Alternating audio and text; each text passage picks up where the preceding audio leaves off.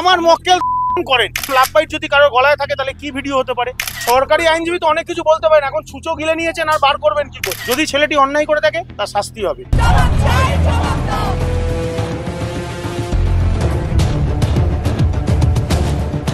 আমার প্রসিকিউশনের কাছে একটাই দাবি রেখেছিলাম আমি, সেটা জজ সাহেবের মাধ্যমে, যে যিনি মাননীয় ভিকটিম লেডি, ওনার ফোনটা সিজ হয়েছে কিনা, যদি সিজ হয়ে থাকে তাহলে সেই ফোনটা এফএসএল এ গেছে কিনা, ওনার ফোনের সিডিআরগুলো কালেক্ট করা হয়েছে কিনা, কেন এইগুলোর উপরে তদন্ত অনেকটা দাঁড়িয়ে আছে। এখনো পর্যন্ত আপনারা শুধু এক চোখে দেখে এসেছেন। আশা করব প্রেসের কাছে, প্রেস তো চতুর্থ স্তম্ভ, আপনারা দুটো চোখ খুলে দেখুন, আপনাদের কাছে এটা প্রমাণ হয়ে যাবে। কেন আপনারা তো এফআইআর কপিও পেয়েছেন, আশা করি আপনারা সব দেখিয়েছেন অনেক চ্যানেলে। এফআইআর কপি দেখলে আমার মনে হয় কাউকে আইনজীবী হতে হবে। এফআইআর কপি দেখলে বোঝা যাবে এটা একটা ষড়যন্ত্র, একে ফাঁসানো হয়েছে। কি পাওয়া যেতে পারে সেটা প্রসিকিউশন বলবে। আপনাদেরকে তো প্রসিকিউশনের সমস্ত খবর দিচ্ছে যে গায়ে আঁচড় পাওয়া গেছে। প্রসিকিউশন কি এই কথাটা বলেছে যে তার ঘাড়ে একখানা লাভ বাইট পাওয়া গেছে? মনোজিৎ মিস্টার এই কথাটা আপনাদেরকে প্রসিকিউশন বলেনি।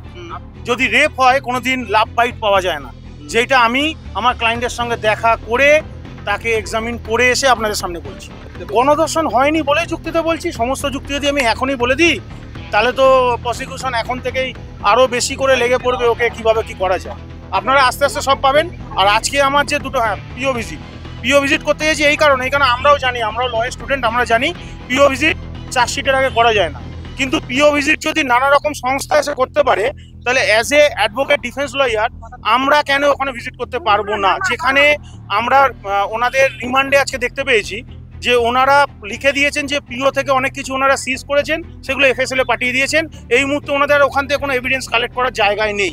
যখন এই কথাটা প্রসিকিউশন থেকে বলা হচ্ছে তাহলে তো আমার মনে হয় না পিও ভিজিট করাটা কোনো অন্যায় কাজ। এবং আমরা একা যাবো বলিনি, আমরা বলেছি লোকাল পুলিশ স্টেশনের ওসিকে বলা হোক, উনি পুলিশ দিক, ওনাদের সঙ্গে যাব। আপনারা কেউ ভিডিওটা দেখেছেন? নির্যাতনের কোনো ভিডিও আপনারা দেখেছেন? আপনারা তো শুনেছেন। হ্যাঁ, দাবি করা হচ্ছে। আমিও আপনাকে দাবি করছি এইটা কোনো নির্যাতনের ভিডিও নয়। প্রসিকিউশন আপনাদেরকে লোকাচ্ছে, এইটা আমার দাবি। প্রসিকিউশন থেকে যেমন দাবি করা হয়েছে যে ওই ভিডিওর মধ্যে নির্যাতন করা হয়েছে, সেরকম আমি ডিফেন্স থেকে দায়িত্ব নিয়ে বলছি ওর মধ্যে কোনো নির্যাতনের ভিডিও নেই। কিসের ভিডিও আছে? আপনারা বড় হয়েছেন যথেষ্ট, এত বছর ধরে ওখানে আপনারা প্রেসে কাজ করছেন, আপনারা বুঝতেই পারছেন কিসের।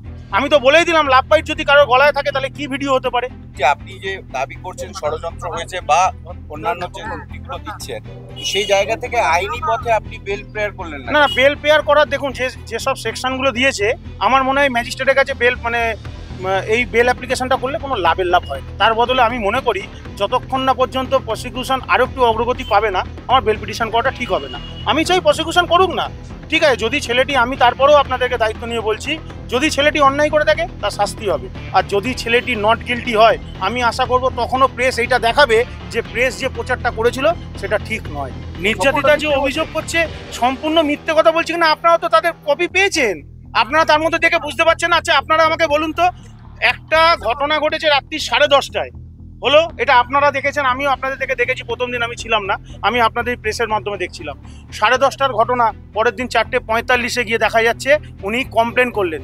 তারও আশা করি ঘন্টাখানেক পর মেডিকেল লিগাল হয়েছে ওনার। একটা মহিলা ওইটুখানি টাইমের মধ্যে একবারও নিজেকে ওয়াশ করেনি বা ইউরিন করেননি, তাহলে কোথা থেকে পাওয়া যাচ্ছে? এর জন্য আইনজীবী হতে হয় না। আপনারা তো ক্রিমিনাল রিপোর্টার, আপনারা তো জানেন এরকম, আপনারা অনেক দেখেছেন। এই কথাগুলো তুলে ধরা উচিত। তাহলে আপনার আমার মক্কেল একা ছিল না, আমার মক্কেলের সঙ্গে তো ওই ভিকটিমও ছিল। তাহলে এবার আপনি বলুন একটা ভিকটিম কি করছিল তখন ওই রাতে? এই কথাটা তো অভিযোগে পাচ্ছেন, সেই জন্যই তো আমি সিডিআরটা কল ফর করতে বলেছি যে যদি তাকে আটকে রেখে দেওয়া হয়, সে কি তার বাবা মাকে কোনো কিছু জানিয়েছেন ফেসবুকে? না, তিনি ফোন করেছেন। না, সেই যদি রাখাও থাকে তারপরে উনি বেরিয়ে কাকেও কেউ জানিয়েছেন? তারপরে বাবাকে ফোন করেছেন বলছেন নিয়ে যাওয়ার জন্য। ওনার গোটা ঘটনা বাবাকে জানানোর পর সঙ্গে সঙ্গে ওনার বাবাকে নিয়ে থানায় কেন গেলেন না? কেন ওয়েট করলেন পরের দিন 4:45 অবধি? এই কথাগুলো তো আপনারা তুলে ধরলেন না। ইনহেলার যেটা কেনা হয়েছে সেটার জন্য এই যে ভিকটিম আছেন ওনার একটা প্রথম থেকে বরাবরই ওনার একটা শ্বাস প্রশ্বাসের প্রবলেম আছে। এইটা তো যদি ধরুন আপনাদের মধ্যে যদি কারোর প্রবলেম হয়, আমি মনে করি যে এক্ষুনি সেটা আমরাও কেউ না কেউ করবো আপনাদেরকে একটা ইনহেলার, বা আমিও যদি আপনার সঙ্গে বলতে শ্বাসকষ্ট হয় আপনারাও এনে দেবেন। এটা তো হিউম্যান নেচার। না, সরকারি আইনজীবী তো অনেক কিছু বলতে পারেন, এখন ছুঁচো গিলে নিয়েছেন আর বার করবেন কি করে? উনি নিজেও জানেন এই ঘটনাটা কি ঘটনা, কিন্তু কিছু তো করার নেই। আপনারা ঝাঁপিয়ে পড়েছেন, আপনারা চতুর্থ স্তম্ভ, ওনাকে সেই জন্য এই কথাগুলো বলতে হচ্ছে। আমাকে একটা কথা বলুন তো, এতদিন পর্যন্ত তো কেউ করেনি। ওই কলেজের ছাত্রী উনি ঢুকেছেন কতদিন হয়েছে?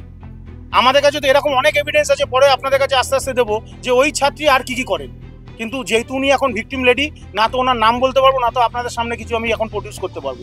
কিন্তু কোর্টের কাছে আমি যেরকমভাবে বলার যে ভিকটিম এ কি কি করেন সেগুলো আমি কোর্টকে বলতেই পারবো। কিন্তু মনোজিতের বিরুদ্ধে তো এর আগেও একাধিক অভিযোগ রয়েছে। না, অভিযোগ যারা তারা কেউ সামনে এসে বলেনি, এখন চাপে পড়ে হয়তো অন্যরকম রাজনৈতিক চাপ আছে সেই জন্য সব বলছে। কেস হয়েছে। না, যে কেসগুলো শুনুন, রাজনীতি করতে গেলে এরকম অনেক রাজনৈতিক নেতা আছে, তাদেরও অনেক মামলা হয়েছে। এমনকি আপনাদের এরকম অনেক রিপোর্টার আছে যারা সত্যি ঘটনা করতে গিয়ে 350 কোটির মামলা খেয়েছে। কই তখন তো আপনারা বলেননি যে এই কতটা ঘটনাটা সত্য ঘটনা, তখন তো আপনারা প্রত্যেকটা প্রেস বলেছিলেন এটা মিথ্যে ঘটনা। তখন আমাদের একটা আইনজীবী সংগঠনও বলেছিল এটা মিথ্যে ঘটনা।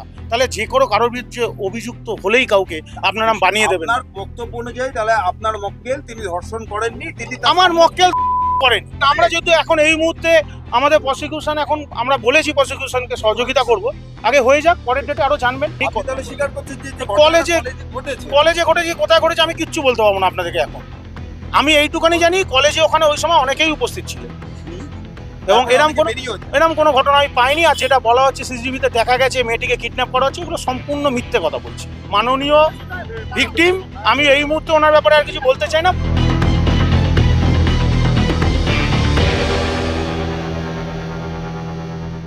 ফলো করুন সংবাদ প্রতিদিন ডিজিটাল।